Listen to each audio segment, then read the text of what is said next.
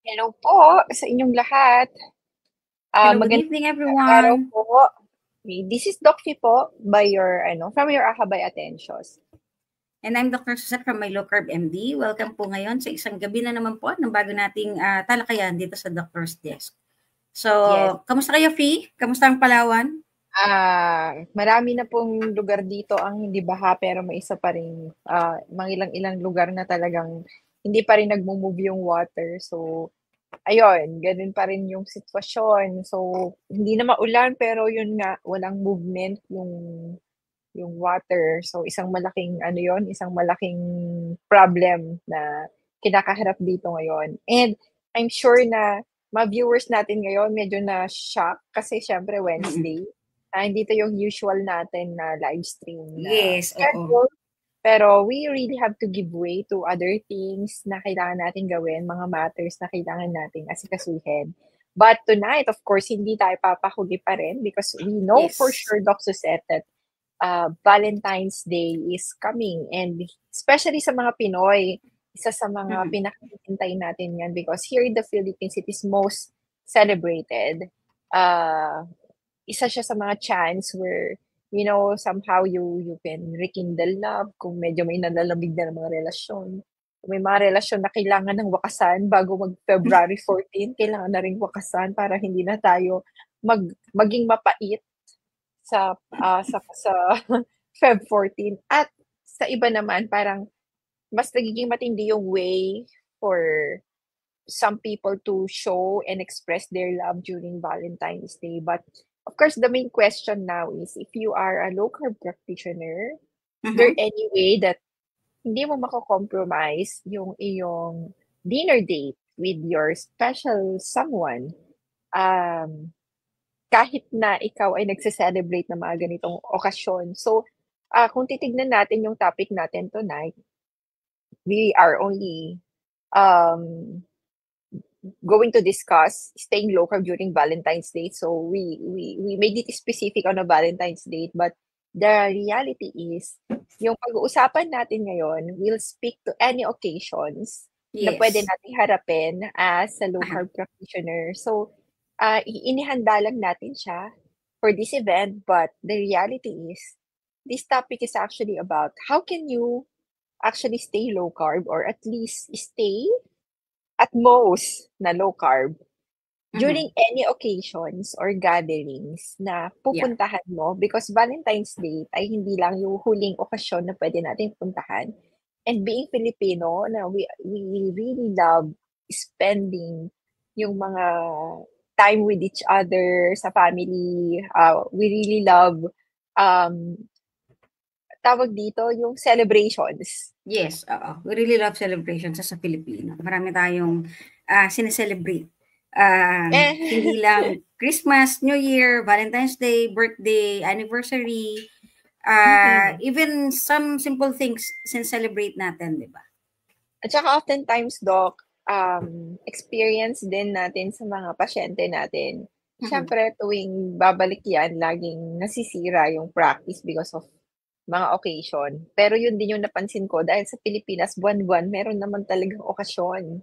Mhm, So, correct. sunod-sunod yan. So, basically, paano tayo mag-stay ng low carb? If we also, minsan parang we find ourselves na nagiging reason or nagiging rationalization na rin natin yung mga events and yung mga ganito na okasyon. So, Mhm. tonight, we will be having Doc Suzette to Yes. discuss some tips and advice na pwede Mhm. nating magamit and pwede nating consider.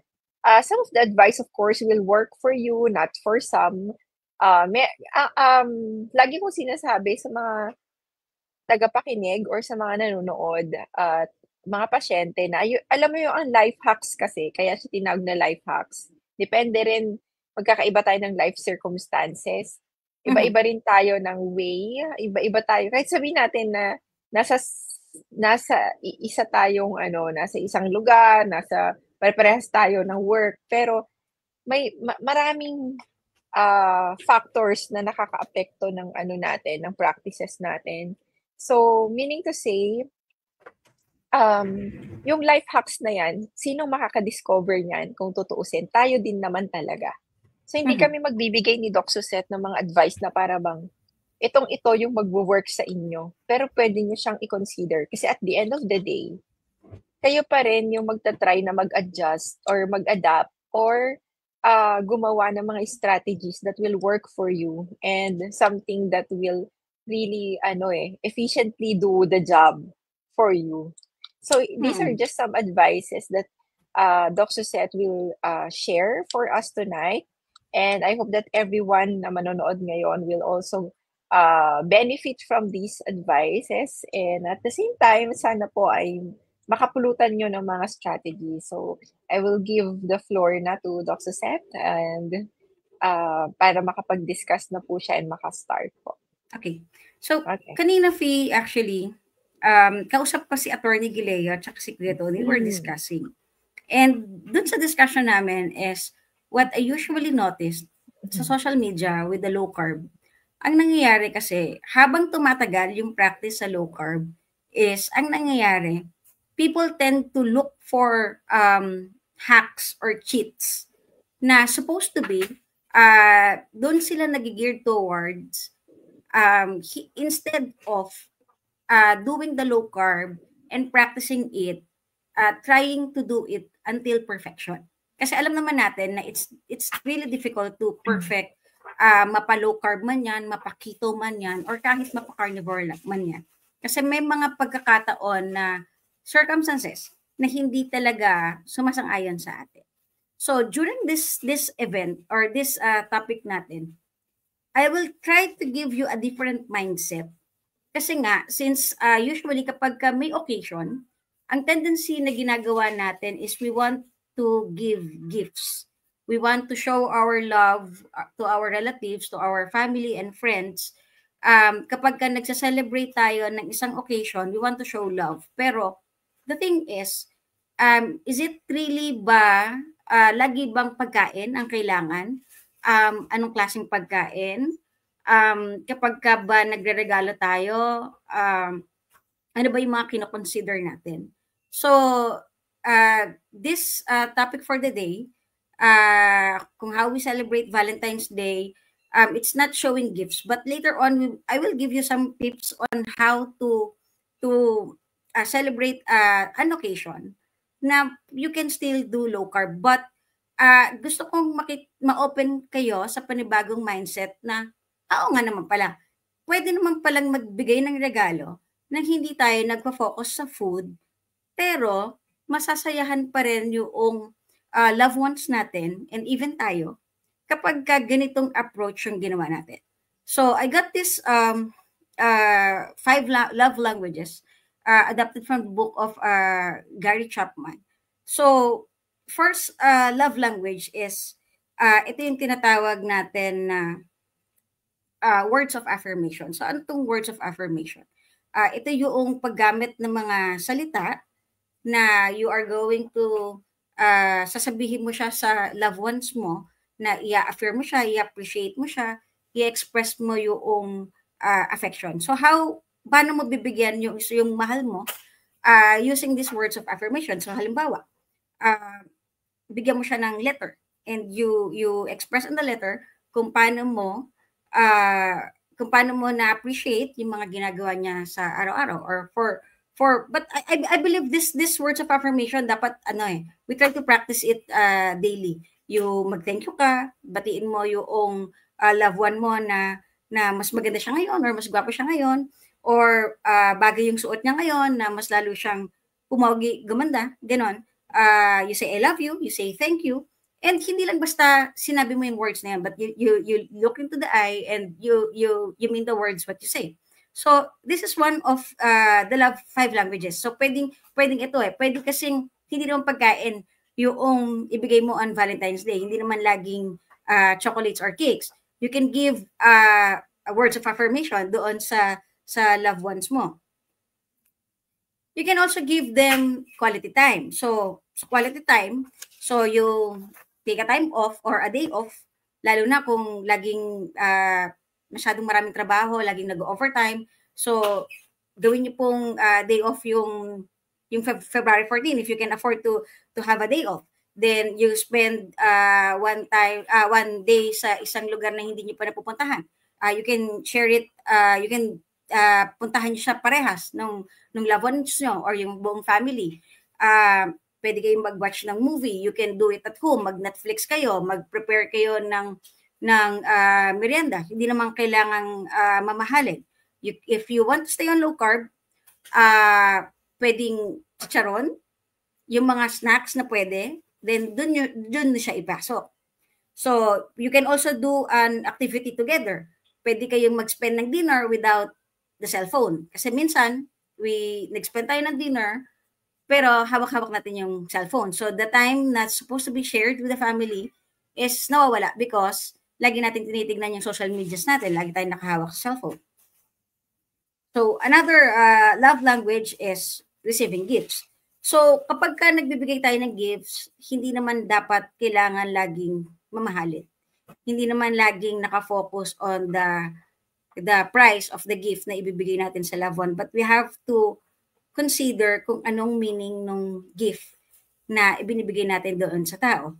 You may also want to consider na ang ibinibigay mo would serve as a reminder for your partner na yung special time nyo or shared experience together. So, make sure na yung gift na ibinibigay mo is magbibigay ng memory sa loved one mo. For example, ang binigay mo is mag-trip kayo or magpunta kayo sa isang lugar na hindi nyo pa parehas na pupuntahan and you create memories. So para the next mag-usap kayo, for example, noong Valentine's Day noong 2025 nagpunta tayo sa ganito and we spend ginawa natin tong bagay na to, ganito yung mga napag-usapan natin. That could be another love language na pwede nyong gawin during may occasion. So another is acts of service. So dito sa acts of service is you show your love through actions. So yung iba, pwedeng ipinagluluto nila yung loved ones nila, pwedeng ikaw yung gumawa ng laundry, or ikaw yung gumawa noong pamamalansya para doon sa loved ones mo, kung yun yung lagi nilang ginagawa.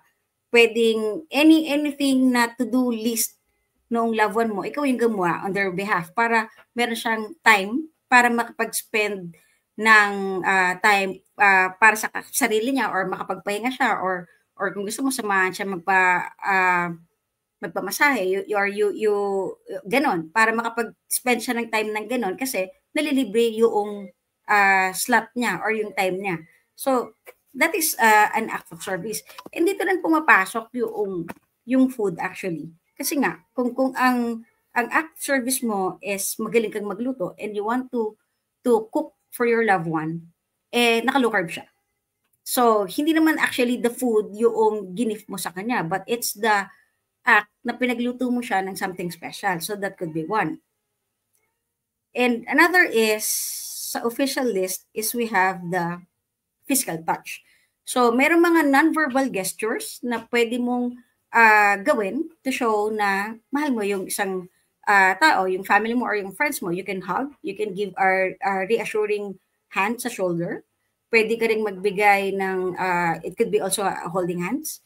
So, tulad nga ng sinabi ko kanina, when you, for example, gusto mong pag-combine yung words of affirmation and the physical touch, kapag ka in-appreciate mo yung loved one mo, hindi lang basta tinignan mo sa mata, you can also hawakan sa kamay and then you say your words of affirmation like a simple thank you could do. So, pwede po yun yung mga love languages na pwede natin gawin during occasions. And there is one actually unofficial na isa pang love language, which is the use of food as a love language. So maraming tao na ginagamit nila ang food as a love language, but originally the author of this 5 love language is hindi sinama si food doon sa list kasi sinabi siya or kinategorize siya under the acts of service.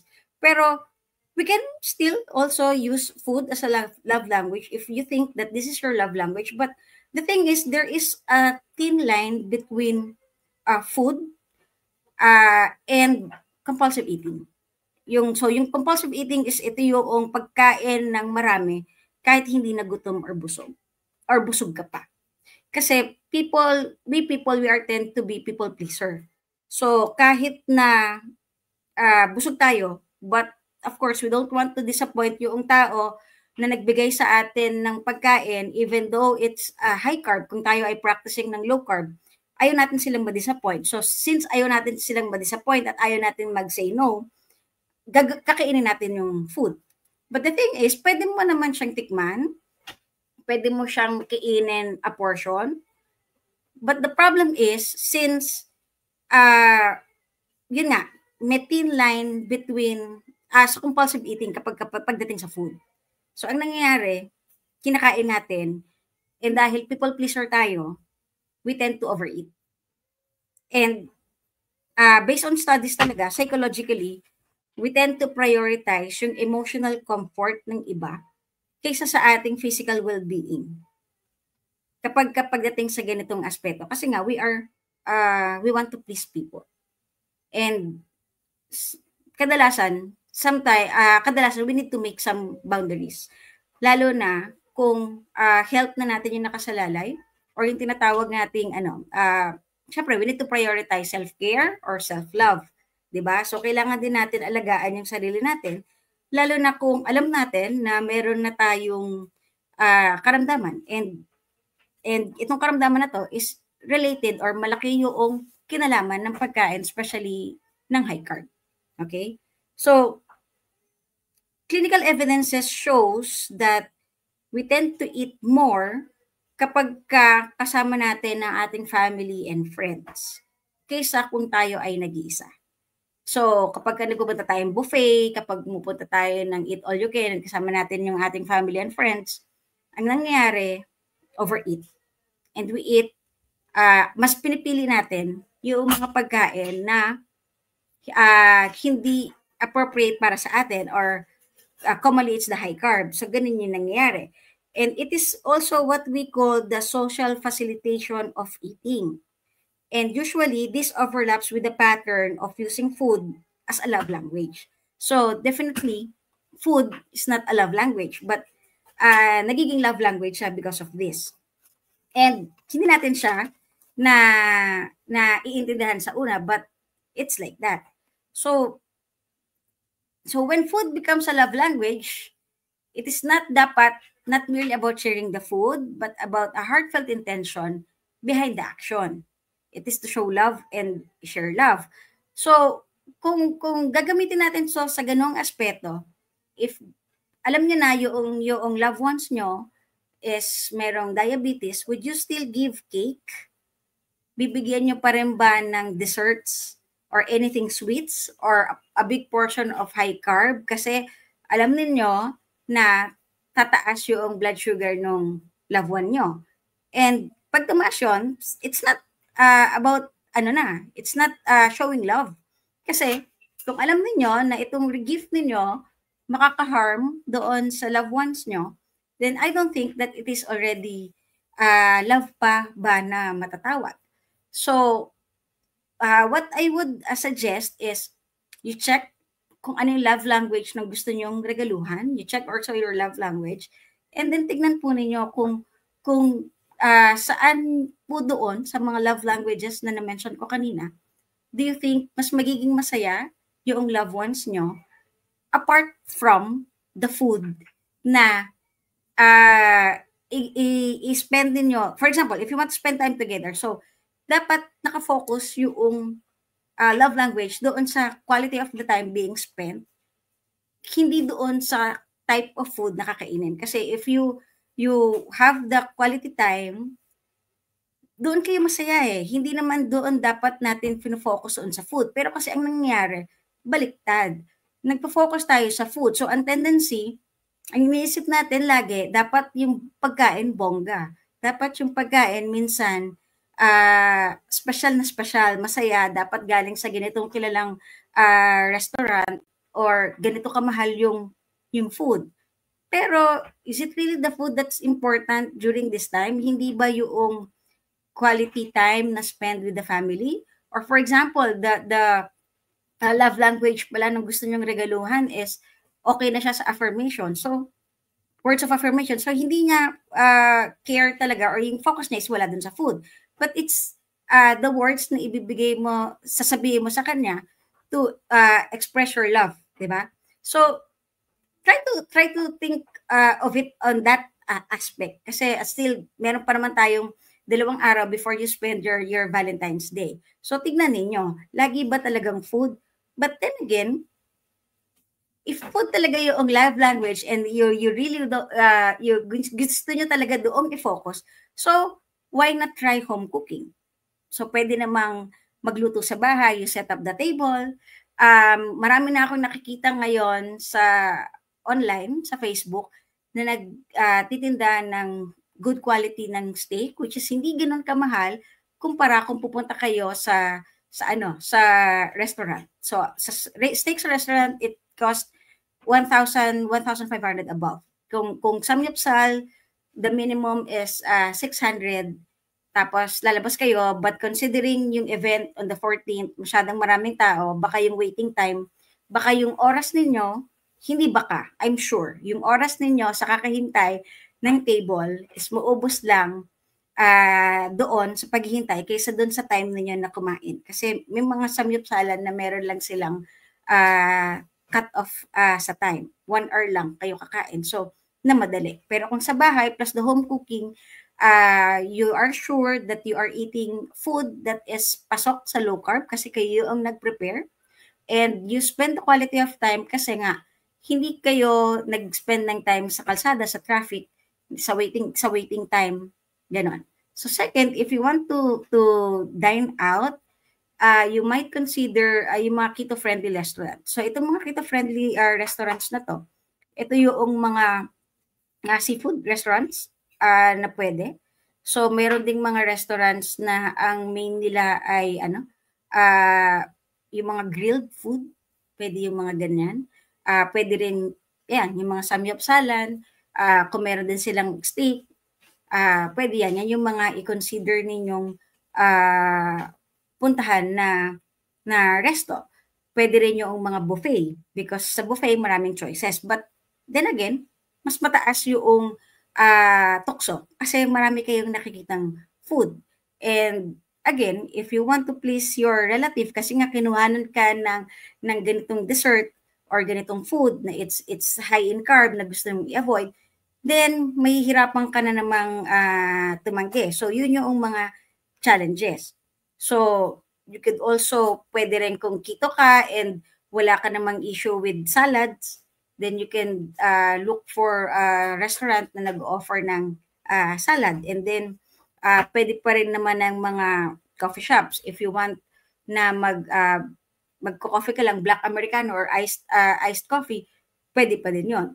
Kung nandun ka naman sa ketogenic spectrum, diet, meron kang allowance na around 50 grams, you may want to have cafe or cappuccino na aayusin mo lang, sasabihin mo lang na i-change yung milk into a cream. So, another tip din yon. So, you can also, dito mo na mga gamit ngayon yung mga keto-friendly desserts. So, hindi nyo, very rare na maririnig nyo sa akin na kumain ng keto-friendly desserts, but during mga legit occasions talaga na pwede nyong i-share sa loved ones ninyo, lalo na kung yung ibang loved ones nyo naman is hindi naman sila into keto diet, kasi hindi naman lahat talaga sa family on ketogenic diet, then you can, it's time na i-share ninyo or ipatikim nyo sa kanila yung mga keto-friendly desserts. This is, I think, a very good venue para at least ano nyo sila, ipakilala nyo sa kanila na meron din naman palang mga desserts na masarap din, meron pa ring hint ng sweetness, pero hindi ganoon kataas yung kanilang carbohydrate content. So another is you can also give gifts na keto-friendly. So dito pumapasok yung kung gusto nyo bigyan na lang ng mga pamalit, kung mahilig mag-bake, so bigyan nyo ng substitute ng ingredients ng mga low carb like dark chocolates, mga ganyan, or pwedeng instead of the ingredients, yung utensils na ginagamit, pwede rin yun. Pwede rin kayong mag-gift ng mga yung mga charcuterie, yung mga may leaves, olives, mga cured meats, ganun yung nakalagay. So pwede rin yun. As a love language ninyo, pwede rin yun na ibigay ninyo.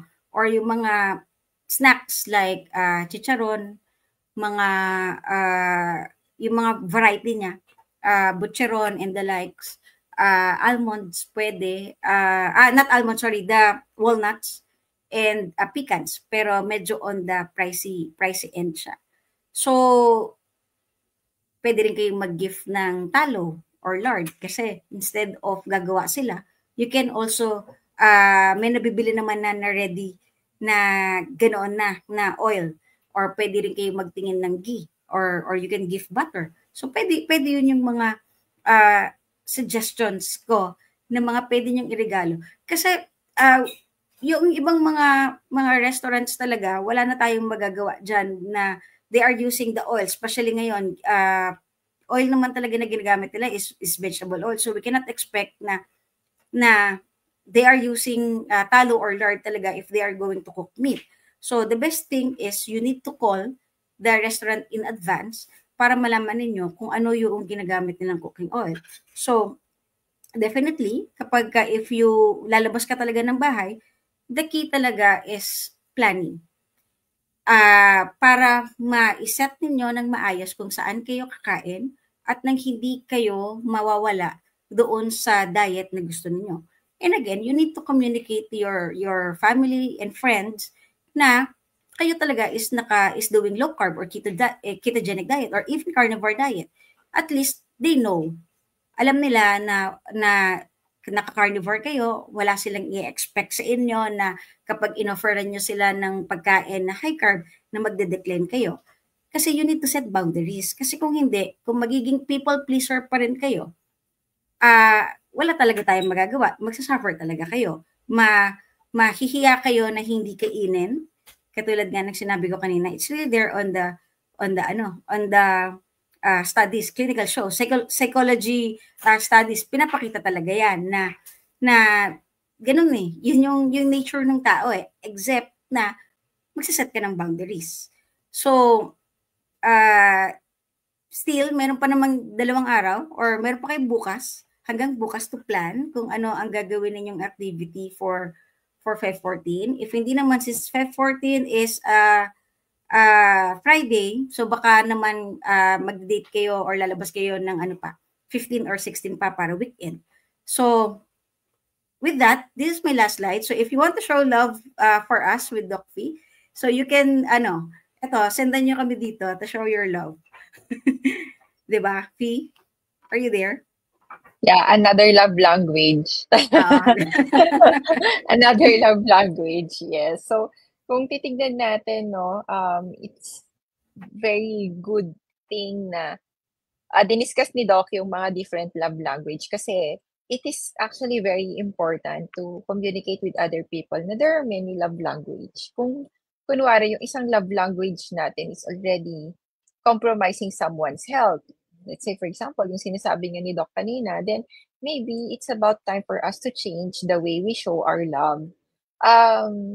In relation with our topic, na-try ko na magkaroon ng experience sa mga patient na kung saan 'pag nagpapa-consult siyempre mag-asawa usually magkasama, and then may mga narrative like, dati kasi ang celebration ng family at kung paano kami nagba-bond kahit weekends lang, kahit hindi yung mga Valentine's Day, basta parang, the way that they really celebrate mga family day ay through eating out and eating foods that, they used to eat na masasarap, and then, nagkaroon kasi ng sakit yung, spouse, and because of the sickness, there has been like limitations, and, doon in-express nung kabila, nung isang spouse na parang nawala yung spark and yung enjoyment ng family.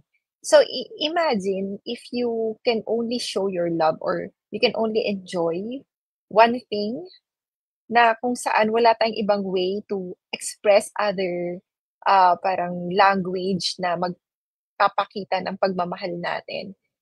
Hahayaan niyo ba na yung sakit na yon yung mag-take away ng spark sa family or yung ganda ng relationship sa family just because nasira nung sakit na yon yung isa sa mga bagay na ini-enjoy niyo before na hindi na magiging healthy. Not only for the person na may sakit kundi baka din kasi susunod din yung ibang mga kapamilya na magkasakit 'pag tinuloy-tuloy pa yung gano'ng klase ng pagse-celebrate ng mga occasion. So, kung titignan natin, it is very, very practical lang din na kung saan, um, instead of just dwelling dun sa mga hindi na natin magawa, mas maganda na mag-isip na tayo agad or mas maganda na makahanap na tayo agad ng ibang love language na puwede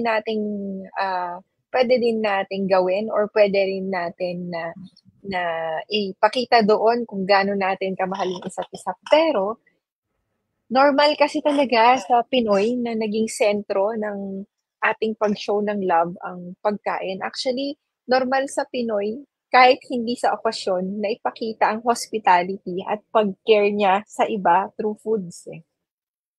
Tayo yung culture na maalok sa pagkain, tayo yung culture na 'pag namisita ka talagang bonggang pagkain. Naalala ko yung nanay ko, Doc Suset, talagang 'pag may bisita kami, kahit isang bisita lang akala mo isang batalyon yung Mhm. pinapunta ko sa bahay.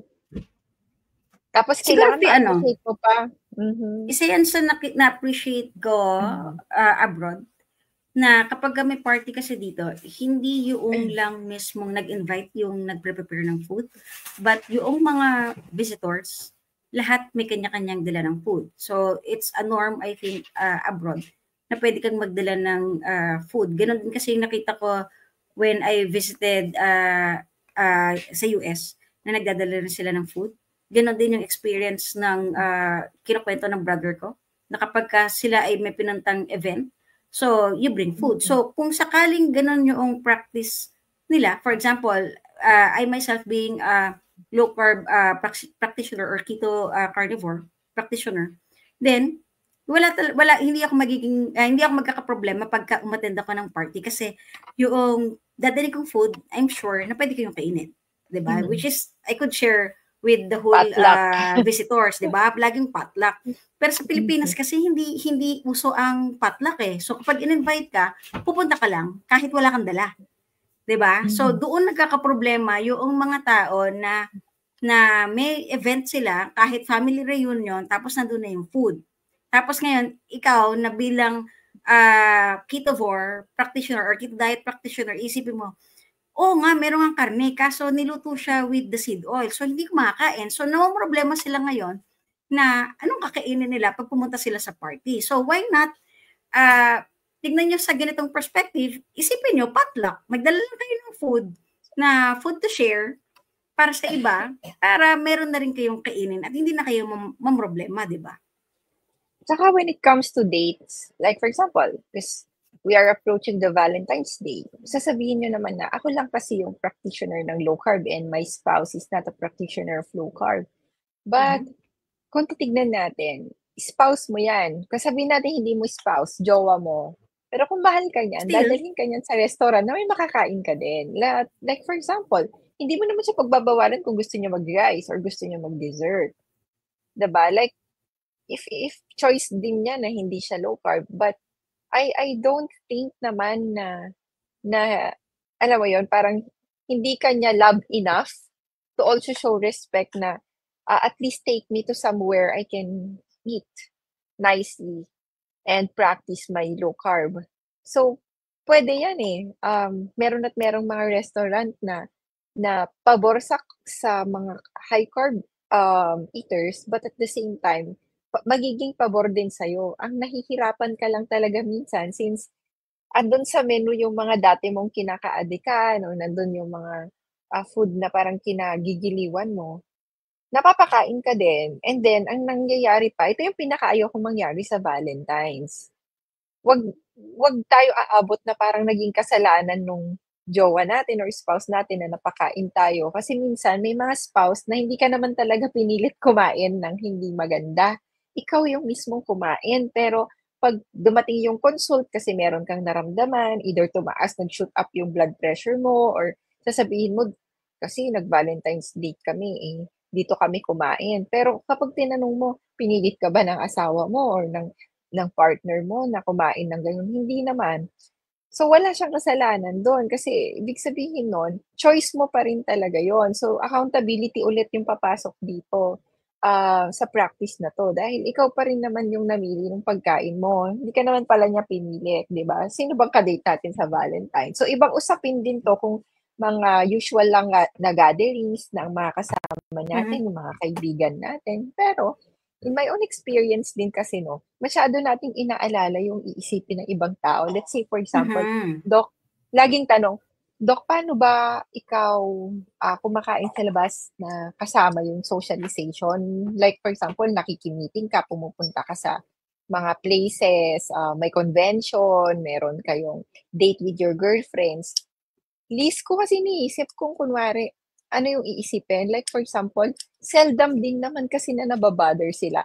Alam niyo kasi common lang naman talaga yung reaction kapag hindi usual ang kain mo in comparison sa kung ano yung kain nila or kain ng lahat ng nasa table, mapapansin ka talaga, hindi mo yun puwedeng iwasan. Pero hindi porke nagbigay sila ng remark sa pagkain mo, meaning to say binabawalan ka na nila or so. Kasi masho-shock lang sila na, "Yan lang pagkain mo? Ganyan ang kinakain mo ngayon? Hindi ka nagre-rice? Hindi ka magke-cake?" But those questions are not something that you need to internalize and take personally. You can just answer, "Yeah, this is how I eat now." Kasi the more awkward it is na you look, parang ano yan, eh, lagi kong sinasabi sa kapatid ko, kunwari nagsuot ka ng crop top. Pero wala ka namang ginawa, ginusto mong magsuot ng crop top, pero pagdating mo sa public, siging hila mo nung crop top pababa kasi ayaw mo makita yung tiyan mo. The more din na hila ka ng hila, the more ka din na mas napapansin sa table. The more ka din na napapansin ng paligid kasi nga, you are also acting weird. It's not your food, sometimes it's you because, the moment that you answer them confidently na, "Yeah, this is just how I eat. Huwag niyo lang pansinin, let's move on. Ano ba ang kuwento ngayon? Ano ba ang mga bagong chika? Ano ba ang, tawag dito, ano ba ang mga bagong balita na pag-usapan natin? Let's just catch up." You know, when conversation starts, they will forget yung kinakain mo. They will even be madi-distract na sila and magiging spice niyo na yung kuwentuhan. At the end of the day, sino yung mas awkward, sino yung mas parang apektado, ikaw because, their remarks dun sa food mo, tinake mo yun personally and at the same time, ayaw mong napapansin nila. It's really just on you. Because maybe wala naman din silang pakialam na at the end of the day, after nilang matanong yon, pag-uwi nila sa bahay, hindi na yun ang ikukuwento nila sa mga kamag-anak nila or sa mga sarili nilang asawa 'pag nag-date kayo, kayong magkakaibigan. So, isa yun sa mga napapansin ko sa mga paglabas-labas na parang yun yung mga nape-pressure kayo na aano kayo sa mga peers ninyo, pero ang totoo niyan once tatanungin talaga kayo niyan, pero once na kumakain na kayo ta's nagchichikahan na kayo, guys, nakakalimutan na nila, wala na silang pakialam sa kinakain niyo, mas may pakialam na sila next dun sa mga kuwentuhan niyo, sa chikahan niyo, sa mga minamarites ninyo. Kasi that's how I also distract my friends, eh. Like for example, I want them to at least, parang parang hindi ma-fix yung tingin nila sa plate ko or gusto ko sila na hindi nila mapansin or ayaw ko na mapansin nila ng dun lang yung attention. I will distract them through my stories na, "O ano, kahit TikTok lang 'yan. O ano mga bago sa TikTok? Oh, have you seen this?" Wala na, natapos na yung pagkain, hindi na nila namalayan. And sometimes if I know that my friends are high carb, dieters, I will still also ask them, "Oh, do you still want more? Like, are you not getting your dessert?" Because sometimes they do not want to get their dessert also because they're so nahihiya. Ah, I have 2 Na-conscious. friends here, nako-conscious sila sa'kin. They are in low carb practice, I'm not the strictest Alam yan ni Doc Suset. But sa amin kasi magkakaibigan when it comes to lifestyle, I am the strictest. So, ayoko din na mahiya sila because I don't want to also make it like a pressured sila sa lifestyle ko or ayoko din na ma-feel na parang mafe-feel nila kasi kung sa tingin nyo guys, gina-judge nila kayo, 'di ba? Gano'n din naman kayo. I mean, let us be honest. The reason why you feel like you are judged sometimes with the way you eat is because sometimes we are also doers eh. Ibig sabihin, gina-judge din naman natin yung rice nila. So parang sa akin, bakit kayo nasasaktan? Di ba quits-quits lang naman na kayo din naman, ganun din naman yung tingin nyo sa kanila. So let it be. So ako, I don't want them to, I want to make them feel comfortable because at some point, I also want to be comfortable. I want them to also make me feel comfortable with my own choices. So, sometimes pag tapos na kami kumain, tapos na yung kwentuhan, nakahalata na yung lahat na tapos na, we'll also ask them, o ano, gusto nyo pa ba mag-dessert?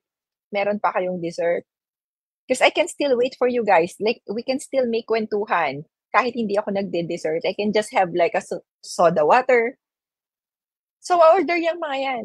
Pero aalokin ka pa rin yan because Pinoy tayo. Ibig sabihin, alam nilang hindi ka kakain, pero parang nakaugalian na pag ilagay na yan sa table, sasabihin din nila sa'yo, gusto mo? Kuha ka. Alam naman nila ang sagot. Kuha ka lang pag gusto mo ha. So sasabihin mo lang, sige lang, kain lang kayo. And then tuloy na naman ang chikahan. Those are actually the techniques that worked for me. And it worked not only with my friends, but also in other social gatherings that we, parang we attended. Even if it is departmental meeting, siguro maganda na extroverted, introvert ako when it comes to people na comfortable ako. Meaning to say, ako kasi nagbabangka ng kwento minsan. So, hindi na nila alam minsan kung ano yung, kung nakain ko na, dapat kong kainin, or hindi na rin nila napapansin minsan kung ano yung nasa plate ko. Kasi nga, I make sure na I also express myself in such a way na hindi mo mapapansin kung ano na yung kinakain ko.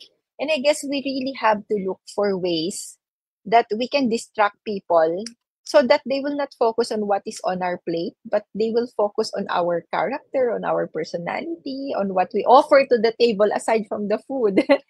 Number one, ano kaya yung i-offer sa ibang tao aside from the food? Because we can offer many things.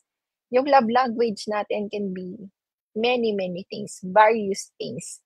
Let us not focus ourselves on food. So, may this Valentine's Day be something that will not compromise also our health. We are not perfect naman lahat sa practice na to. But, kapag may disease ka kasi, you gotta fight eh.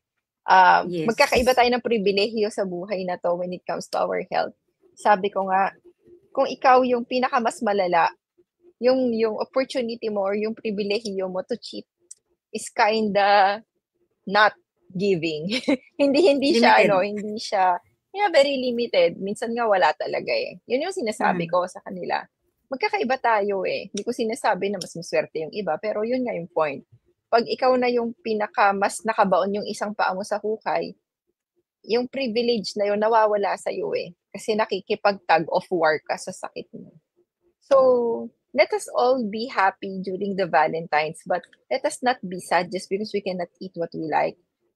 This Valentine's, si Doc Suset kasi nasa nasa Oman, hindi big deal ang Valentine's din sa Oman. And alam ko si Doc Suset, marami siyang kadate na for friends, for kids and all. But kami ni Mike, like for example, kami ni Mike, we want to spend it kasi birthday din ni Sam ng 14. We would like to spend it somewhere lang, pero not including the foods. Maybe we will swim, we will just stay in a hotel or whatsoever. Be it massage lang din, magpa-massage kami somewhere or anything. Pero does not have to include like extravagant foods or whatsoever. Maybe quality time together. Kasi yun na rin yung missing sometimes. Imagine niyo bakit hindi niyo na kayang mag-date ng walang food? I mean, hindi ba kayo masaya sa isa't isa na mag-usap lang? Hindi na ba kaya? Minsan questionable din yun, guys. Like, bakit hindi na kayo nag-enjoy ng walang food? Ibig sabihin, yung presence ninyo with each other is hindi na tinatakpan na lang ng food. Yes. So, wag ganon, di ba? So, that's it for today. That's it for tonight. I hope that you learned a lot. And next week will be another Q&A. for Q&A episode para sa ating live stream. Sa mga nagtatanong, wala kami sa YouTube when it comes to Walang live simultaneously. episode. Walang Wala simultaneously. simultaneous. But Oo. We lahat will po ng mga be in video YouTube pero late naka-post lang. naman. Late lang po. Siguro Hindi lang bago kayo tayo mag-bye-bye sagutin natin 'tong isa. Kasi where? possible na handa for a 7th birthday na bata. Oh, So, the focus here is yung bata, kung anong kakainin ng mga bata. So, yes. basically pagdating naman sa bata, hindi naman siya gano'n kahirap i-prepare kung ang iisipin natin is how to give nutrient dense food sa mga bata kung mag-celebrate ng birthday. So, unang-unang kailangan tanggalin lang naman dito is yung mga naka-foil pack at mga naka-tetra packs. So, alam niyo na po yun dahil yung usually yung mga processed food na high in sugar, sila talaga yung dapat na hindi binibigay sa mga bata. So, tanggalin food as natural as possible. Ang bata naman, manok yan fried chicken yan So, you prepare At saka fried chicken. I-prepare niyo siya in such a way na matutuwa yung bata sa itsura, di ba? Hindi naman yan lagi doon sa... Yeah. Experience po sa amin, like for example sa mga outreach program, kasi mostly ang bida talaga ng mga outreach, mga bata. Alam niyo po ba na mas masaya sila sa games tsaka sa mga program rather than the food. Finger food, ibig sabihin, when you give foods, yung sinasabi ni Doc na fried chicken, give them the wing part or the leg. Something that they can actually, parang eat, na nakahawakan nila, and then they can munch. And then, fruit naman kasi sa bata is acceptable. Alam niyo yun? Kumbaga, parang 7 years old yan, kahit paano, giving them, like for example, hindi naman yan kakain ng sangkatutak na apple, or kahit na sabihin natin sangkatutak na grapes, hindi yan kakain ng sangkatutak na strawberries, hindi yan kakain ng ganon. Pero you can still do it. Kahit nga alam niyo yung strawberries na pwede nyo siyang i-dip into some heavy cream na yun na yung pwede nyo isang gawin. And then, pwede na yung puro chicken. Kahit na puro chicken lang ibigay nyo, alam nyo ang may expectation yung parents. Ang mas mahirap pakainin yung parents ng mga bisita. Yung parents ng bata. Tama. Pero yung mga bata na pupunta, hindi sila mahirap pakainin. May times nga, naghanda kami ng madami. Tapos parang kinain lang ng bata, kakarampot. Tapos puro chicken nga lang yung kinain. Kaya sabi ko, sana pala, nag-fry na lang kami ng sangkatutak na chicken. Kasi minsan, pag adult ka, parang nag-iisip pa kami ng puto, nag-iisip pa kami and may puto din tayo na low carb. Hindi naman bawal sa kanila yung mga ganitong tipo na pwede kang gumawa ng coconut flour, na gawa sa coconut flour yung puto mo. Pwede lang yung mga yan. So, basically, wag niyong masyadong isipin yung sa mga birthday. Mas gusto pa rin nila yung mga pa-games. Yung mga nasa ulo nila na kinakabit na 7th birthday, and then yung mga pwede yung yung makukulay na pwede silang ganun po pag sa mga 7th birthday. Yung mga makulay, yung may comedian. May comedian, yung may kung bakit ang discuss ko for today is the love language instead of yung kakainin mo sa restaurants. Kasi natatakpan nga yung real meaning ng celebration. Yung real meaning, it's Valentine's Day. So you want to rekindle love, di ba? Pero bakit ang focus ay pagkain? Bakit hindi yung communication nyo with your family, with your friends, or with your spouse? Di ba? So same thing with the party of a 7-year-old. Bakit? At saka na-try ko rin magkaroon ng 7th birthday ng bata ko. Walang bata, di ba? Nung 7th birthday ako doon, ang daming handa, pero hindi ako doon na-excite. Hinihintay ko yung gift sa akin. Hindi ko matanda na nung handa namin. Diba? Siguro pag binalikan ko yung picture, mababalikan ko siya, pero hindi ka doon, gusto mo umalis na with your friends Pag 7th birthday mo, kasi andun sila lahat, nakadress kayo pag mga babae kayo. Yun nga, may hat kayo, party hat, and then, natutuwa ka na yung mga gifts na dadating sa'yo. Tapos, barbecue on a stick. Exactly. Mostly talaga ang gusto mo nun, yung mga nakahawakan mo sa kamay na you can just eat na hindi mo ang hirap naman po Walang makipaglaro plate, ng di may ba? plato. Yes. Ang hirap Mm. makipaglaro ng may plato, may kung ano-ano. Mas masarap yung kukunin mo, tas habang nagkukwentuhan kayo ng mga kalaro mo, naghahabulan kayo, umangata-ngata ka ng ganun Exactly. siya. Di Mas ba? mahirap So, pakainin yung mga nanay tsaka tatay. oo, kasi nanay, yung Yeah. mga tatay maghahanap pa ng inuman after.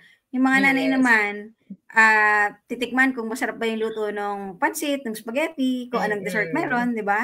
Pero pag ang mga bata, ganun talaga Mm. yung focus eh. So same Yes. thing din with spending time. Kaya kanina, I focus on quality time more instead of Mhm. focusing on the food na kakainin. Na dapat sana, you should spend it the time with the family, friends, and loved ones. Yes. So I hope na ano, nakakuha kayo ng idea dito.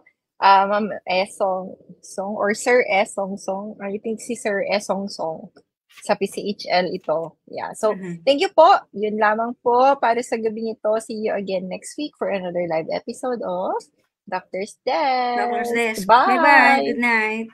Good night, everyone.